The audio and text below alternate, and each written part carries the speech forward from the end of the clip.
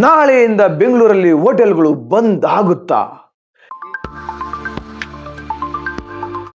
ನಮಸ್ಕಾರ ಸ್ನೇಹಿತರೆ, ನಾನು public talk Kannada YouTube channel ಇಂದ ನಿಮ್ಮ ಪ್ರೀತಿಯ ಜವಳಿ ಕೊಟ್ರೇಶ್. Breaking news.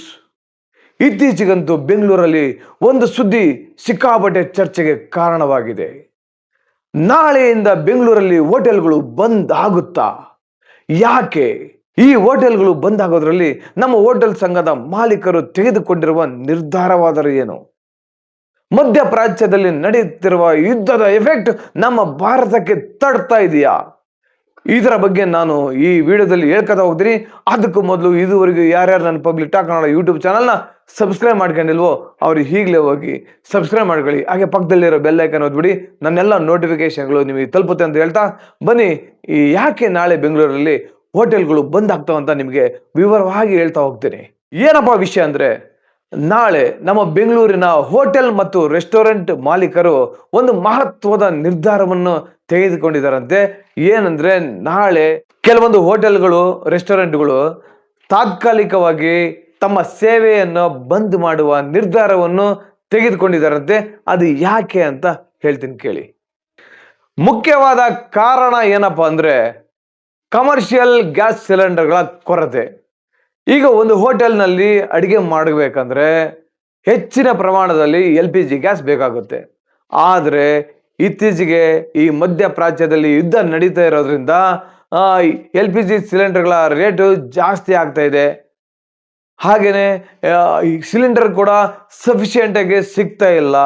ಹಾಗಾಗಿ ಹೋಟೆಲ್ ಉದ್ಯಮಕ್ಕೆ ತುಂಬಾ ತೊಂದರೆ ಉಂಟಾಗ್ತಿದೆ ಅಂತ ನಮ್ಮ ಹೋಟೆಲ್ ಮಾಲೀಕರ ಸಂಘದವರು ಹೇಳ್ತಾ ಇದ್ದಾರೆ. ನಮ್ಮ ಬೆಂಗಳೂರಲ್ಲಿ ಒಂದು ಹೋಟೆಲ್ನಲ್ಲಿ ಅಡಿಗೆ ಮಾಡಬೇಕಂದ್ರೆ ಪ್ರತಿದಿನ ಏನಿಲ್ಲ ಅಂದ್ರೂ 5 ರಿಂದ 10 ಸಿಲಿಂಡರ್ಗಳು ಬೇಕಾಗುತ್ತಂತೆ. ಇನ್ ಕೇಸ್ ಗ್ಯಾಸ್ ಏನಾದ್ರೂ ಸಿಗದೆ ಇದ್ರೆ ನಮ್ಮ ಹೋಟೆಲ್ ಮಾಲೀಕರು 2 ಸಮಸ್ಯೆಗಳನ್ನ ಎದುರಿಸಬೇಕಾಗುತ್ತೆ. ಅವು ಯಾವಂದ್ರೆ ವ್ಯವಹಾರ ನಷ್ಟ, ಹಾಗೆ ಗ್ರಾಹಕರಿಗೆ ಆಹಾರ ನೀಡುವುದು ಕಷ್ಟ ಆಗುತ್ತಂತೆ. ಆದ್ದರಿಂದ ನಮ್ಮ ಬೆಂಗಳೂರಲ್ಲಿ ಕೆಲವು ಹೋಟೆಲ್ಗಳು ತಾತ್ಕಾಲಿಕವಾಗಿ ರೆಸ್ಟೋರೆಂಟ್ ಸೇವೆನ ನಿಲ್ಲಿಸುವ ಬಗ್ಗೆ ಚರ್ಚೆ ಮಾಡ್ತಾ ಇದ್ದಾರೆ. ಹೋಟೆಲ್ ಬಂದ್ ಮಾಡುವ ನಿರ್ಧಾರದಿಂದಾಗಿ ಹಲವು ಜನರ ಮೇಲೆ ಪರಿಣಾಮವನ್ನು ಬೀರ್ತಾ ಇದೆ. ಯಾಕೆ ಹೇಳ್ತೀನಿ ಅಂದ್ರೆ, ನೋಡಿ, ನಮ್ಮ IT ಉದ್ಯೋಗಿಗಳು ಹಾಗೆ ವಿದ್ಯಾರ್ಥಿಗಳು, ಹೊರ ರಾಜ್ಯದಿಂದ ಬಂದಿರತಕ್ಕಂತಹ ಜನಗಳು ಬಹುತೇಕರು ಈ ಹೋಟೆಲ್ ಆಹಾರಕ್ಕೆ ಅವಲಂಬಿತರಾಗಿರ್ತಾರೆ.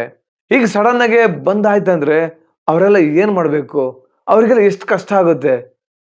ಅವ್ರು ಊಟ ಮಾಡ್ಬೇಕಂದ್ರೆ ಎಲ್ಲಿ ಹೋಗ್ಬೇಕು? ಇದರಿಂದ ಜನರಿಗೆ ಊಟದ ಸಮಸ್ಯೆ, ಫುಡ್ ಡೆಲಿವರಿ ಕೂಡ ಕಡಿಮೆ ಆಗುತ್ತೆ.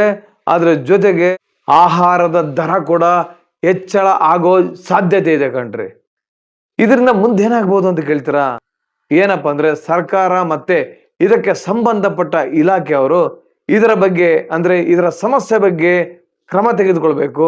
ಈ ಸಮಸ್ಯೆಯನ್ನ ಬಗೆಹರಿಸುವ ನಿರೀಕ್ಷೆ ಇದೆ ಅಂತ ಹೇಳ್ತಾ ಇದ್ದಾರೆ.